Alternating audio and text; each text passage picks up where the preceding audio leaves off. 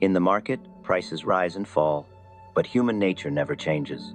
Every generation believes it's smarter, yet the same emotions keep writing the same story. Greed, fear, pride, hope, and redemption. Here we study those who face that truth.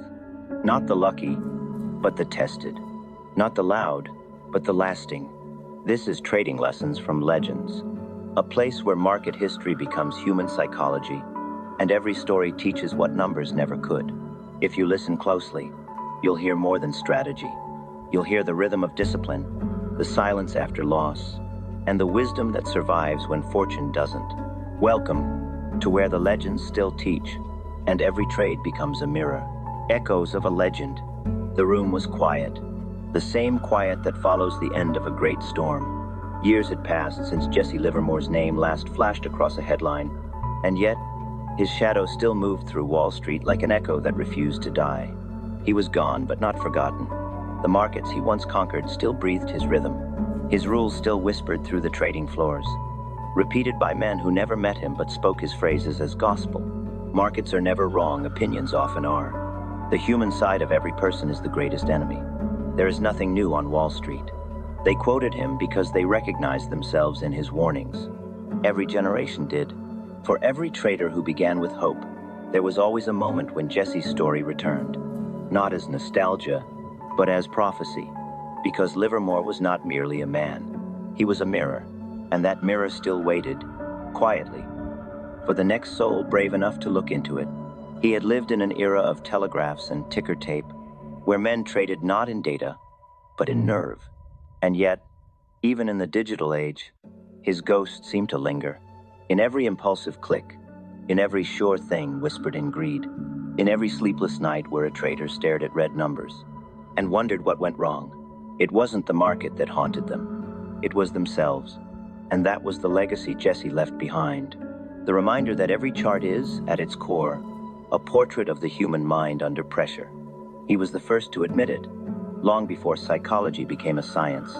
A man must know himself before he can hope to know the market. That was his genius. Not in fortune, but in reflection. He saw what others refused to see, that the market doesn't test your strategy, it tests your identity. Every entry, every exit, every hesitation reveals who you are when truth moves faster than comfort. They called him the Great Bear of Wall Street. They called him the Boy Plunger. But those names were only fragments of the myth. The truth was quieter and far more human. He was a man who saw too deeply for his own peace. He understood patterns not just of prices, but of pride. He could sense when the crowd's heartbeat quickened, when fear disguised itself as logic, when hope overpowered patience. He didn't need algorithms. He had awareness. That awareness made him rich, and ultimately, it made him alone. Because to see too much is to step outside the comfort of the crowd. And in that space of solitude, Eman either grows wise or goes mad. Jesse walked that thin line his entire life. He wasn't destroyed by markets. He was consumed by meaning. He kept asking why long after others had stopped. And the deeper he looked, the more he saw the same truth repeated. That success, at its peak, always begins to destroy its owner. Today, when traders quote him, they rarely understand the cost behind the wisdom. They post his lines on screensavers, print his words on mugs, but forget that every sentence was written in blood, the blood of a man who gave everything to understand what control really meant. And the answer, he discovered, was none. No one controls the market. No one conquers it. The market is not an adversary. It is a mirror, a teacher, and eventually, a grave for illusions. That is why his name endures. Because he wasn't teaching people how to win, he was teaching them how to see. And most people, he realized, would rather lose everything than look at themselves truthfully. It is easy to romanticize him, to imagine the marble office, the quiet confidence, the millions made and lost.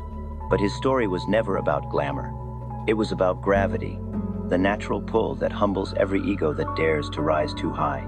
If you listen closely, you can still hear him in the silence between market cycles, a whisper beneath the noise.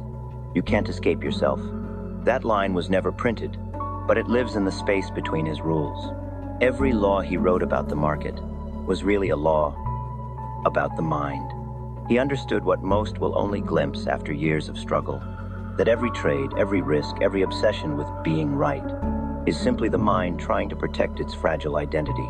The market, with perfect precision, destroys that protection, and that destruction, that painful unraveling of illusion, is not tragedy. It is initiation. Livermore didn't die defeated. He died completed. His story was not a failure. It was a full circle. A man who tried to master the market until he realized the market was mastering him. And in that realization lies the final lesson every trader learns too late, that the true game is never against the crowd, nor against the numbers, but against yourself. The charts may look different today, digital, rapid, algorithmic, but human nature hasn't changed. Fear still panics too soon. Greed still holds too long. Hope still denies the obvious.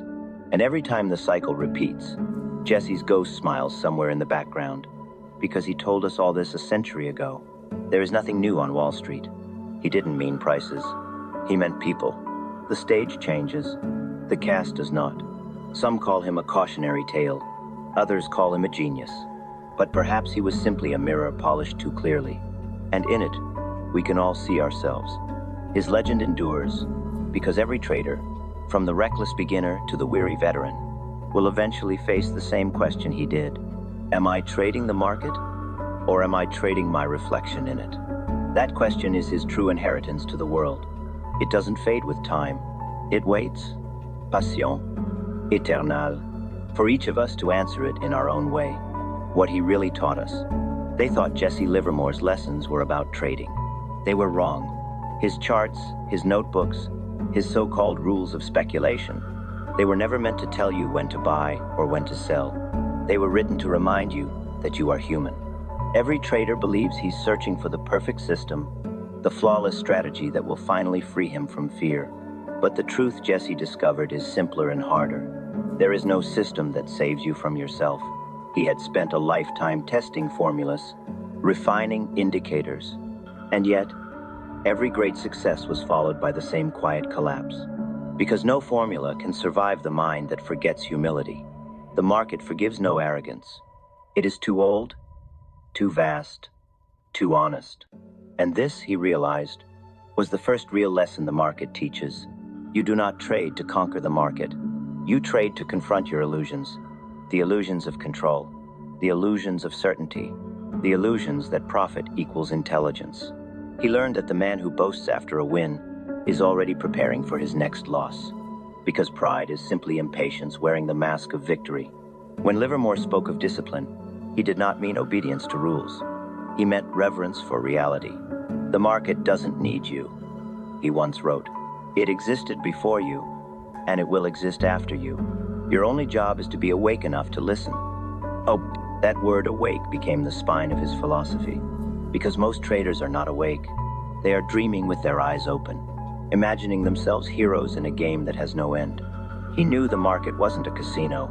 It was a classroom, and tuition was paid in pain. Every loss he ever took, every fortune he ever gave back, was a lesson paid for in full. He learned that pain isn't punishment, it's precision. It tells you exactly where you are still asleep. He began to see that winning was not proof of mastery. Winning was a test, a subtle exam of the ego, because after every big win comes the same temptation, to believe you've outgrown the rules that built you. And that temptation, he knew, is fatal.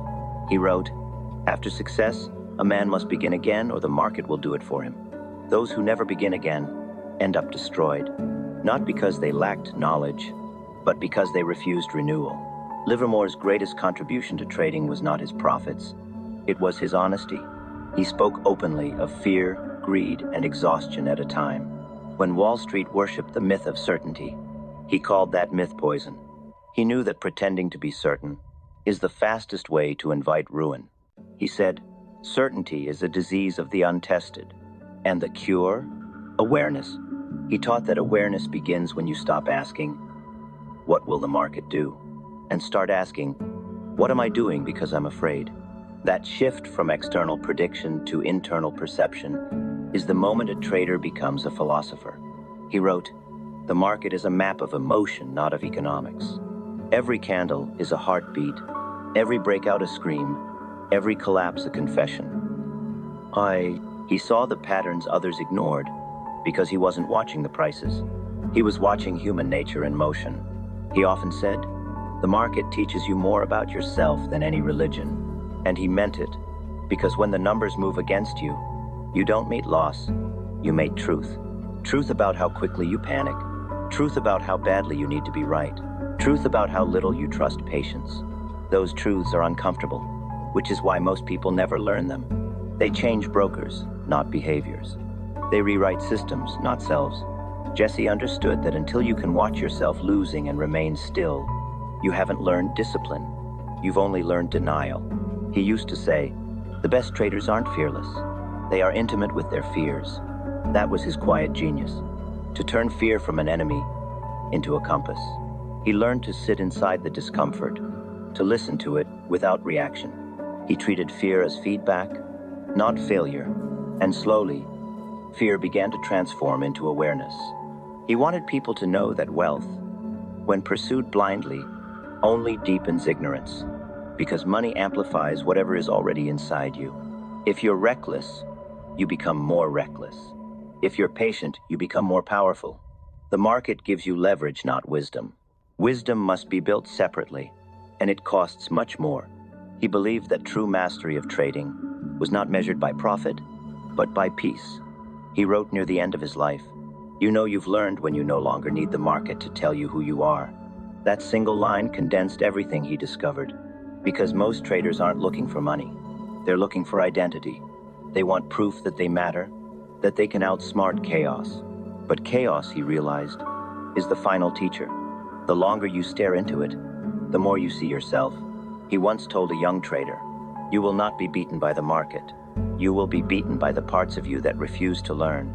It was the kind of truth that feels simple until it's too late. If there was one secret he wanted to leave behind, it was this: the market never changes because human nature never graduates. Every new generation thinks it's smarter, that technology will save it from fear and greed. But the tickers keep rising and falling to the same rhythm, because the code isn't in the software, it's in the soul. And so his warnings live on, passed quietly from mentor to student, like sacred scripture from an ancient priesthood. Discipline is remembering what you said you would do, when the market tries to make you forget. He wrote those words after losing millions, not as advice, but as repentance. He wanted his failure to serve as someone else's wake-up call. Every trader who reads him today feels the echo of that repentance, because it's the same story, over and over again. Different names, different numbers, the same lesson. The market isn't here to reward your intelligence. It's here to expose your arrogance. That is what Jesse Livermore really taught us, that trading is not an art of making money, but an art of making peace with uncertainty. He learned, too late, that no amount of success can fill the silence left by self-ignorance, and that the true victory is not outsmarting the market, it's outgrowing the need to. That is the final lesson every trader learns too late. The price of understanding. Wisdom has a price, and the deeper it goes, the more it asks of you. For Jesse Livermore, that price was solitude. He once said, half in jest, half in resignation, the clearer you see, the fewer people you can talk to. It was true. The crowds that once cheered him, the colleagues that envied him, the journalists that idolized him, all disappeared when he stopped playing the game by their rules. He no longer spoke the language of excitement. He spoke the language of awareness. And awareness, in a world addicted to illusion, is a lonely tongue. He understood what no headline could ever print, that seeing the truth doesn't make you powerful, it makes you responsible. And responsibility, for a man who has seen too much, is a heavy crown. The truth that haunted him most was not about the market, it was about himself. He realized that every high he had ever chased was not for money, but for meaning. Every victory was an attempt to silence the voice inside that whispered, "Is this all there is?" He thought the next win would answer it. It never did, because the question itself was the real market, a market of the soul, where satisfaction and sorrow trade endlessly in opposite directions. He began to understand that success was a drug, not the kind that poisons the body, but the kind that blinds the spirit. Every profit, every triumph, fed the illusion of permanence, until reality corrected it as it always does. He once wrote in his private notebook, "Success is a fever. It makes men deaf to the whispers of truth." He knew that fever well. He had lived inside it. And when it broke, the silence that followed felt like death. He learned that awareness does not protect you from pain. It only makes the pain meaningful. He understood that you could know every pattern, every probability, and still lose not because of ignorance, but because reality does not bend to intellect. The market doesn't reward the smartest man. It rewards the man who can stay human without breaking. That was the second price of understanding. Endurance. Not the endurance to keep trading, but the endurance to stay open, to keep feeling after every fall, to keep believing in the rhythm of learning, even when it hurts. He used to say, "Pain only stops teaching when you stop listening." And he never stopped listening, even when it cost him everything. But there is another price for those who see too much. It's not loss. It's not failure. It's isolation. Clarity separates. Because when you stop reacting like the crowd, you stop belonging to it. When you stop fearing what they fear, you stop being understood. He would sit in his office, watching the tape print its endless symbols, and realize that every trader on the street was fighting ghosts. The ghosts of their own desires, the ghosts of their father's expectations, the ghosts of the version of themselves they could never quite become. He saw all of it, the beauty, the futility, the repetition, and he began to feel less like a participant and more like a witness to an endless human loop. That was the hardest part, not losing money, losing illusion. Because once the curtain falls, you can't go back to the theater. It became quieter. He stopped correcting people who misunderstood him. He stopped trying to prove that he was right. He had learned that rightness is an illusion too, a cage built out of pride. He began to prefer silence over certainty. He said once, "When you've seen the pattern of it all, noise become painful." And that noise, the laughter, the shouting, the endless opinions, it all sounded hollow now. He realized that the market is not loud. Only people are. The market itself moves in perfect silence, guided by forces beyond praise or blame. It was in that silence that he found both peace and despair, because the closer he came to truth, the less there was to hold on to. He learned that enlightenment is not warmth, it is exposure. It burns away comfort until only clarity remains. And clarity, untempered by connection, can freeze a man from the inside out. The world saw his last years as tragedy, but they missed the quiet dignity in them. He no longer lived for headlines. He lived for understanding.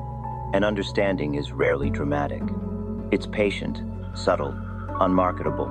He would write short notes to himself, little fragments of reflection. The market is life without masks. Truth is not comforting. It is cleansing. When everything collapses, pay attention. That's where clarity lives. Those sentences never sold books, but they saved souls quietly, invisibly. In every trader who one day reads them and finally understands, he began to see that perhaps all men who search for mastery are really searching for surrender. Because mastery without surrender is just control wearing a clever disguise. He said, "The final wisdom is not to predict, but to participate without attachment." He no longer sought control. He sought communion with the market, with the rhythm of truth, with the part of himself that could finally say, "Enough." The world never understands men like him while they're alive. It turns them into myths after they're gone. But behind every myth is a man who simply saw too much and carried the weight of that vision alone. Livermore's final lesson was not that success is fleeting. It was that understanding is costly. Every truth that frees you also separates you. Every illusion you outgrow leaves a silence behind. And that silence, that sacred, terrible silence, is the sound of awakening. So when people say, "He lost everything," they misunderstand the story. He didn't lose. He paid. He paid with comfort for consciousness, with belonging for vision, with illusion for truth. And in that final exchange, he achieved something the world still mistakes for defeat. He became free. Free from needing to be right. Free from the cycle of pride and panic. Free from the false hope of control. Because the market had taught him what no man could. That peace is not found in profit. It is found in proportion. That is the price of understanding. And every trader, whether they know it or not, is already paying it. Some pay with money, some pay with time. The rare few pay with identity. Jesse Livermore was one of those few. He didn't die a victim of the market. He died as one of its chosen students, having finally learned what the rest of us are still too afraid to admit. The market doesn't destroy people. It destroys illusion. End of. The market never dies. Long after Jesse Livermore was gone, the tickers kept printing. Prices kept moving. Voices still shouted in the pit. Screens still glowed in the dark. And fortunes continued to rise and fall. Like the tides he had once studied so closely, the market never paused to mourn him. It never does. It simply absorbed his life, folded his lessons into its rhythm, and moved on, as it always will, because the market never dies. It only changes faces. Décades passed. Machines replaced men. Noise became data. Emotion became algorithm. And yet behind every flashing screen, behind every automated signal, there was still a pulse, the same old human pulse that Jesse had once watched beat through ticker tape. Fear hadn't evolved. Greed hadn't gone extinct. The tools were faster, but the hearts behind them were still ancient. You can update technology, but you cannot patch the human condition. Every new generation entered the market, believing it was different, smarter, safer, superior. And every generation learned the same truth. The market may look new, but its hunger is eternal. The market is not a place. It is a process, a living equation that balances ignorance with consequence. It has no mercy, because mercy would break the lesson. It has no favorites, because fairness requires indifference. It has no end, because human nature never stops trying to escape itself. It is the closest thing we have to a perfect teacher. Not kind, not cruel, simply precise. It repeats the same exam until every soul learns. Some men enter the market seeking wealth. Others enter seeking purpose. But all, eventually, meet themselves there. That was Jesse's revelation. That every market, no matter how modern, is just a mirror for the collective mind. A stage where humanity performs its oldest drama. Hope, greed, pride, denial, surrender. The costumes change. The story does not. He used to say, the market is just human nature made visible. And that truth has never aged. Every chart is a confession. Every crash is a reckoning. Every recovery is redemption. In every corner of the world, there are traders now who have never heard his name. They sit in dim apartments at midnight, staring at charts that flicker like prayer candles. They whisper the same hopes he once whispered. They make the same mistakes. And when they fail, they say the same thing he once said. It's different this time, but it never is. That is why the market never dies. It survives through repetition, through the infinite recycling of human emotion. Livermore may be gone, but his shadow moves in every trade, because he was the first to understand that the market isn't something you enter. It's something you awaken to. Some say the market is chaos. Others say it's order. The truth, he believed, is that it's both, and that's why it's divine. Chaos creates motion. Order restores balance. Together they form the pulse of eternity. He compared it once to the ocean. Beautiful, dangerous, and perfectly fair. You can surf its waves, but you can never stop the tide. He would tell his students, the ocean doesn't punish you. It just doesn't notice you. The market is the same. It has no malice. It simply responds to imbalance. Every greed must correct itself. Every fear must exhaust itself. Every illusion must meet its truth. And in that way, the market isn't just an economic system. It's a moral one. There are those who call the market cruel, but cruelty implies intent. The market has none. It is neutral, a mirror that reflects exactly what you bring to it.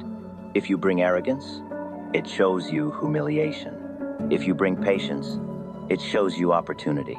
If you bring clarity, it shows you rhythm. That is why it never dies. Because as long as humans exist, so will their need for mirrors. The market, he once wrote, is humanity's conversation with its own reflection. Every crash is humanity screaming, I forgot again. Every recovery is humanity whispering, I remember now. And so the rhythm continues. an endless cycle of forgetting and remembering, of blindness and awakening. He realized, near the end of his life, that maybe the market's true purpose was not to create wealth, but to evolve consciousness. Because what else forces a man to confront fear so directly, to face impermanence so constantly, to accept uncertainty so completely? No philosophy, no religion, no teacher does it as ruthlessly or as precisely. The market is enlightenment disguised as economics, and so it continues. Each tick, each candle, each heartbeat repeats the same silent mantra: learn or repeat. Some listen, most don't, but the lesson doesn't disappear. It waits, patient as gravity, patient as truth. Livermore understood that better than anyone. He saw the market not as a career, but as a mirror for the soul of humanity, a place where the mind meets its own reflection, and the brave learn what it means to wake up. He used to say, "The market is the longest mirror ever built. Stand close enough, and you'll see the whole of yourself." That mirror still stands, polished by the trades of millions. And if you look carefully, you can still see him there. Not his face, but his understanding. Because Mendy, charts fade, but consciousness, the kind born of experience, of pain, of surrender, never disappears. It just changes hands, from one generation to the next, from one mistake to another, until the day humanity learns, finally, not how to win the market, but how to understand itself through it. That is why the market never dies, because the search it represents, the search for truth, for control, for peace, is eternal. And so, every morning, as a new trader opens his screen and watches the first candle form, Jesse Livermore lives again, not in flesh, but in awareness. The market breathes through him, and he breathes through the market. A man once tried to conquer it. Now he is part of it. The student became the rhythm. The rhythm became the teacher. And the lesson, as always, continues. The mirror lives on. The market opens again. It always does. Screens light up, numbers flicker, and somewhere in the noise, a trader leans forward, heart racing, believing that today will be different. He checks his charts, his indicators, his plan. He forgets for a moment that every trader before him has done the same. He doesn't know it yet, but Jesse Livermore is there with him, not as a ghost, but as a rhythm in the room, a silent observer woven into the hum of the market itself, because the market remembers lessons long after it forgets the men who learned them.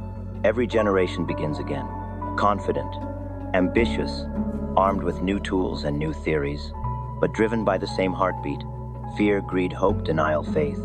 And so, the mirror turns once more. The faces change, but the reflection does not. You open a trade. You tell yourself you're ready, that this time you're disciplined, patient, prepared. And for a moment, you are, until the first candle moves against you, until that ancient pulse inside begins to whisper, "Do something." You feel the heat behind your ribs, the same heat Jesse once felt, as the ticker betrayed his confidence. You watch, you hesitate, you justify, you hold too long, you sell too soon, and afterward you whisper the oldest lie: "I'll be smarter next time." That is how the market keeps teaching, not through information, but through repetition. Every lesson ignored returns with greater interest. Every emotion denied finds a new form to test you with. The market has infinite patience. It will wait for you to notice. Some nights you'll stare at your losses and think you've failed. You haven't. Failure is not the end of trading. It is the beginning of awareness. Every loss is an invitation to stop running from yourself, to see the truth behind your decision, to admit the motive that logic tried to disguise. Jesse once said, "The market teaches you who you are. The rest of your life teaches you if you can accept it." That is the line between gambler and trader, between trader and philosopher, between philosopher and human being. You may never meet Jesse Livermore, but you will meet his shadow. You will hear his voice in every hesitation before you click, in every whisper that asks, "Why are you really doing this?" And if you're wise enough to listen, you will realize that the voice is not his. It is yours. It has always been yours. Because the market doesn't speak to anyone. It simply echoes what you bring to it. The greed, You see it's yours. The fear you feel it's yours. The clarity you glimpse yours too. The mirror never lies. It only reflects. There will come a day when you will lose something big, a position, a fortune, a dream. And in that silence after loss, you will understand what Jesse finally learned, that you were never trading the market. You were trading your reflection in it. That realization will sting at first. It always does. But if you stay with it, if you refuse to run from the discomfort, it will open something inside you that no victory ever could. You will begin to see how everything, every chart, every panic, every rally, is simply the same lesson, written in different numbers. And once you see that, you will never be the same. You will start to trade slower. You will talk less.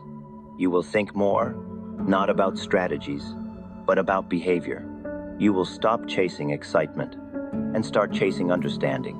You will begin to feel the market, not as a battlefield, but as a dialogue between your desires and your awareness. That is when you'll know that the real game has begun. Not the game of making money, but the game of making meaning. The world will not notice your transformation. It never does. It celebrates noise, not nuance, but you will feel it. You'll notice that you breathe easier. You'll notice that profit no longer tastes like victory. It does this like balance. You'll stop craving the next high. You'll stop fearing the next fall, because you'll realize they are the same motion, the same wave seen from opposite sides. You'll understand, finally, what Jesse meant when he wrote, "There is no bull or bear market. There is only the mind rising and falling." And one day, perhaps years from now, you'll meet another trader, younger, faster, louder, full of theories, certain of their edge. You'll smile, because you will see yourself in them, and them in you. You'll want to warn them, but you'll know they won't listen. No one ever does, until they have paid enough. So you'll say nothing. You'll just wish them clarity, because that is the only fortune worth passing on. You will realize then that the market was never your enemy. It was your mirror, your mentor, your silent companion through the longest lesson of your life. And though Jesse Livermore is gone, his mirror lives on, not in museums or books, but in you. Every time you choose awareness over impulse, discipline over drama, clarity over chaos, you keep his lesson alive. You are the continuation of his story. You are the next student of the eternal teacher. You are the next reflection in the endless glass. And when you finally reach that quiet moment, after years of chasing, losing, learning, when you sit before the screen and feel nothing but stillness, remember this. You have arrived at the same silence he found. You have joined the rhythm that never ends. That is the final graduation. Not mastery, but alignment. The market will open tomorrow. The numbers will change. The faces will change. But the truth will not. Because the market never dies. The mirror never breaks. And the lesson, the one every trader learns too late, is waiting, as patient as time, for you to listen. And so, another chapter ends. But the lesson, like the market, never truly closes. Every story you've heard here is a reminder that the real trade isn't with money, it's with yourself. If this episode gave you something to think about, a new way to see, a reason to pause, or a little more patience, then it has done its work. Tell us what you learned. Share what stayed with you, because wisdom only grows when it's passed between minds. Thank you for listening, not just with your ears, but with your attention. Until next time, this is Trading Lessons from Legends, where the greatest trades are made in the mind, and the truest profit is understanding.